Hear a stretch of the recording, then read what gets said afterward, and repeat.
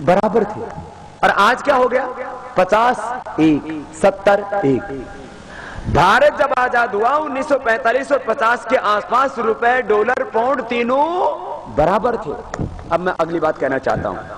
पहले दुनिया की अर्थव्यवस्था चला रहा था यूरोप, लूट करके, पूरी दुनिया के ऊपर राज करके। भारत को भी लूटा उसने। फिर अब दुनिया की अर्थव्यवस्था कौन चला रहा है? बोलो। अमेरिका।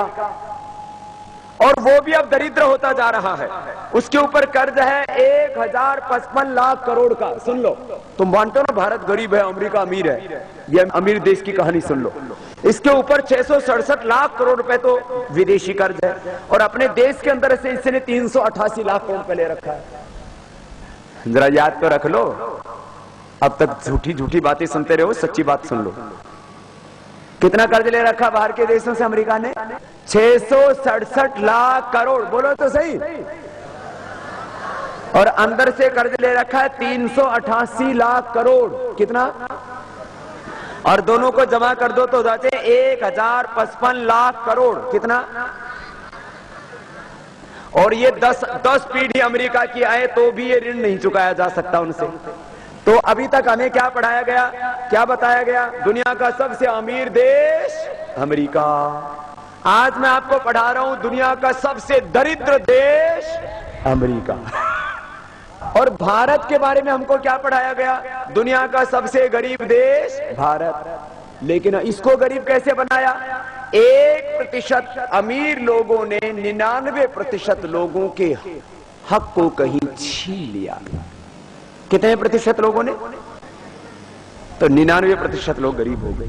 अब भारत की आर्थिक नीतियों को ठीक कर दे तो भारत अमीर हो सकता है। जरा सुन लो, मैं गरीबी, महंगाई, भ्रष्टाचार, काला धन, इनका एक 2 लाइन का समाधान बता रहा हूं। आज हमें पेट्रोल कितने रुपए में मिलता है? अरे ये तो रोज खरीदते हो 70 से ज्यादा में। और डीजल 40 से ज्यादा में, 43-44 में। ठीक है। और गैस का सिलेंडर, और ये आधे में हो जाए तो बोला बाबा फिर तो मौज आ जाए, बचत हो जाएगी ना। ये अपने को डबल रेट में तेल, गैस, डीजल बेच रही है। क्यों?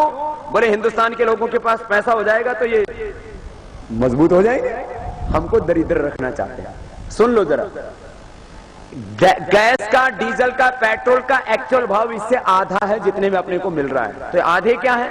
आधे इनके ऊपर टैक्स। जितने भी अमीर आदमी हैं सब गरीबों से टैक्स लेते हैं। अब अमीर आदमी क्या बनाता है? साबुन बनाता है, शैम्पू बनाता है, गाड़ी बनाता है, और जितने भी बड़े बड़े काम करता है। तो आप लोग साबुन खरीदते हो कि नहीं खरीदते? अरे नहाते हो कि नहीं नहाते? साबुन लगाते हो ना? कोई भी लगाओ, विदेशी मत लगाना। ठीक है? ये देसी भी लगाओगे तो इसमें टैक्स भर करके फिर आपको साबुन मिलती है। तो हिंदुस्तान के 121 करोड़ लोग टैक्स देते हैं। टैक्स खत्म हो जाए तो आधी महंगाई खत्म हो जाएगी। आधे मूल्य में लगभग चीजें मिलेंगी। कितने रुपए में मिलेंगी चीजें? करीब आधे में। तो पेट्रोल कितने में मिलेगा अपने को? 35 में। और डीजल अपने को 20 में। 20-21, जो भी 22 समझ लो। ठीक है? 20-21 रुपए में डीजल, 35 रुपए में पेट्रोल। बोले बाबा ये काम तो कल से ही करवा दे। ये हो जाए। क्या करना है? टैक्स खत्म कर दो। इसका मतलब महंगाई है नहीं। हमें झूठ बोले जा रहे सारी चीजों के बारे में। महंगाई है नहीं, हमारे रुपए की कीमत कम है नहीं, उसको डिवैल्यूएशन कर दिया गया। महंगाई, हमारा रुपए कमजोर नहीं है, हम कमजोर नहीं, हमारा देश कमजोर नहीं है। महंगाई है नहीं, उसको पैदा कर दिया गया। क्यों? महंगाई रहेगी, देश के लोग गरीब रहेंगे, गरीब रहेंगे तो उनके ऊपर शासन कर पाएंगे। तो सारे टैक्स खत्म, तो महंगाई बोलो खत्म। तो बोलो सब लोग टैक्स खत्म करने के लिए मेरा साथ दोगे? कितने लोग साथ देंगे? कितने लोग चाहते हैं सब टैक्स खत्म हो जाए? तो बोला बाबा तो तैयार बैठे। टैक्स सारे खत्म हो जाएंगे तो सारी चीजों में महंगाई खत्म। वेतन कहां से मिलेगा?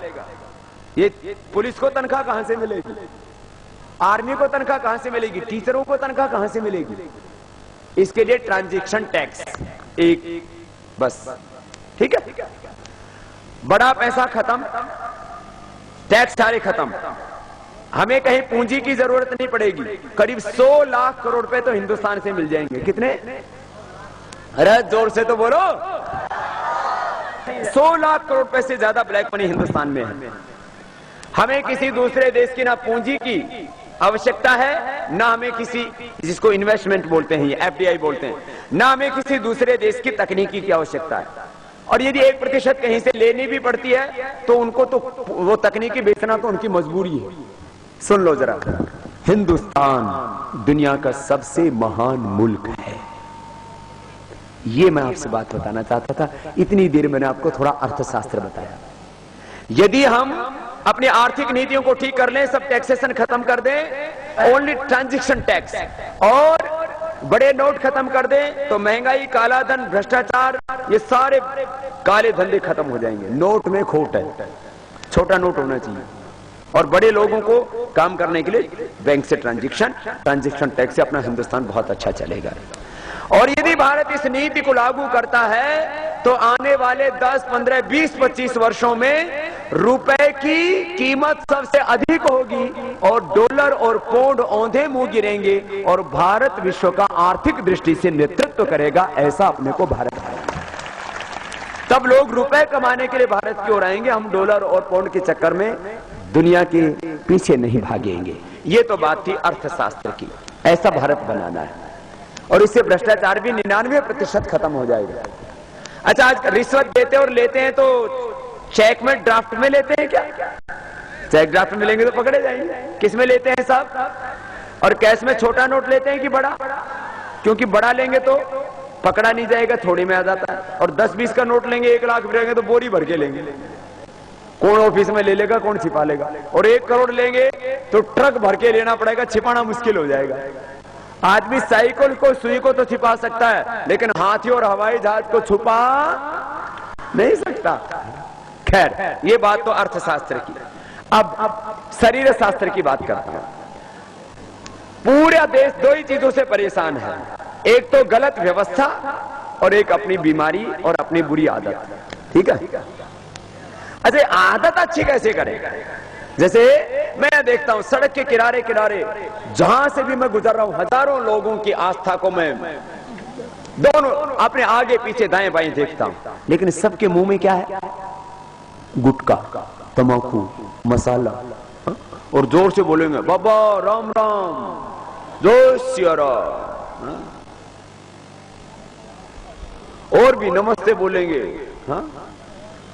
मुंह में तंबाकू, मुंह में गुटखा। नवरात्र शुरू हो गया है, लेकिन मुंह में अभी भी गुटखा है। कुछ तो हनुमान चालीसा मुंह में गुटखा लेके पढ़ते हैं, जो हनुमान को सो को जो को पूछो लोग जो गए। 99% माताएं दारू नहीं पीती। नहीं पीती हो ना? दारू तो नहीं पीती ना? क्यों नहीं पीती? बोले ये तो पी नहीं जाती है। हमारी तो बड़ों ने ही नहीं पी। आपकी माता जी ने दारू पी? आपकी माँ की माँ ने, सीता माता ने, पार्वती ने?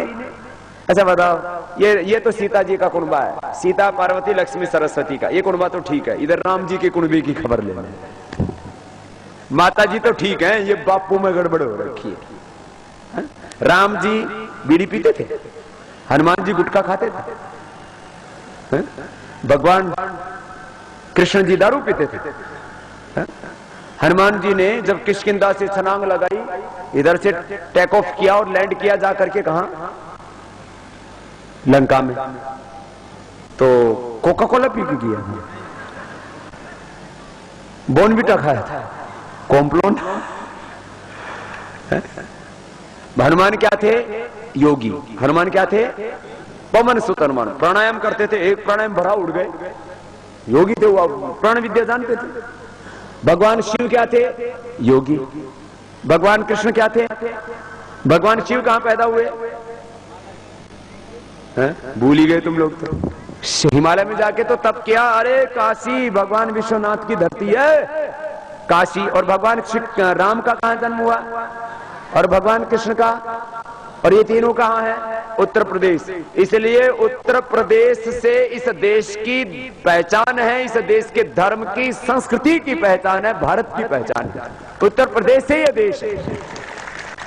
तीनों भगवान कहां पैदा हुए? उत्तर प्रदेश में। और राम और कृष्ण की संतान क्या खाने में लगी हुई है? मस्त है, गुटखा खाने में मस्त। बताओ, आप राम और कृष्ण की संतान हो या रावण और कंस की? राम कृष्ण की, ठीक है ना। रावण की औलाद कह दे तो लड़ाई हो जाएगी। भाई बताओ, राम और कृष्ण की संतानों को बीड़ी सिगरेट शराब पीना शोभा नहीं देता है। ऋषि पुत्र होकर के सांझ होते होते मधुशाला में पहुंच करके शीशी पुत्र हो जाते हैं। ये ठीक नहीं है। तो आज मैं बांगर मऊ के लोगों से एक बात तो ये भीख मांगना चाहता हूं कि जितने भी ऋषि पुत्र, आर्य पुत्र, मां भारती की संतान, आप ईश्वर की, खुदा अल्लाह की संतान हो करके जो नशे कर रहे हो, ये बुरी आदत अपनी आज बाबा जी की झोली में डाल दो। आज तक की माफ, आगे का रास्ता साफ। अपने आत्मा से पूछ के देख लो, अपनी कॉन्शियस क्या कहती है। मैं आपसे पूछता हूं, धर्म क्या है? जिसमें आत्मा साथ दे। अधर्म क्या है? जिसमें आत्मा साथ ना दे। सीधी सीधी बात। तो आप लोग अपने आत्मा से पूछ के देखो। चलो, बड़े वाले तो होशियार हो गए ना, थोड़ा चालाक हो गए। बच्चों से पूछता हूं, बच्चों दारू पीनी चाहिए? सारे बच्चे क्या बोल रहे हैं? बोलो। तंबाकू खानी चाहिए? सिगरेट पीनी चाहिए? क्यों? सब बोल रहे हैं बुरी चीज है। ठीक है ना। बीड़ी सिगरेट शराब तंबाकू बुरी चीज है या अच्छी? बुरी चीज है। तो आदमी बुरा नहीं है, ये तंबाकू बुरी है, ये दारू बुरी है। इंसान तो भगवान का प्रतिनिधि है, वो तो अमृत पुत्र है, ईश्वर पुत्र है। ममये वंश जीवलोकी जीव भूत सनातना अमृतस्य पुत्र वयम पुत्रम अदितिर्य विधर्ता। जब ये बुरी चीज आदमी के अंदर जाती है तो आदमी को भी क्या कर देती है? बुरा कर देती है। और ये बुरी आदत कैसी होती है? एक बार लग जाए ना तो छूटती नहीं है। फिर उसकी क्या उठती है? तलब उठती है। उसके बिना फिर रहा नहीं जाता, आदमी पागल सा हो जाता है? तो आज दो होलिया सो होलिया, कोई बात नहीं। जिंदगी में भगवान हमें अवसर देते हैं, उठने के मौके देते हैं। और यही काम संत और गुरु का होता है। सन्यासी की, योगी की यही भूमिका होती है। वो हमें आकर के जगा देते हैं। तो आज मैं आपसे पूछ रहा हूं, कितने आप में से ऐसे भाई बहन हैं जो आज मेरी झोली में अपना नशा डालना चाहते हैं? जो ऋषि पुत्र हैं वो तो छोड़ देंगे। अरे तुम हो ही ऋषि पुत्र, याद तो करो। एक बार दोनों हाथ उठा करके, दाएं तरफ वालों तो उठा दिया मैंने, इधर निगाहें दौड़ाई। ये बाएं तरफ वाले गड़बड़ नहीं करते क्या? सबने हाथ उठाए। एक बार जोरदार इनका अभिनंदन है भाई। अरे तालियां इतनी जोर से बजाओ कि पूरे बांगर मऊ के अंदर, पूरे उन्नाव में गूंज जाए। अभिनंदन है इनका। एक काम बहुत जरूरी है।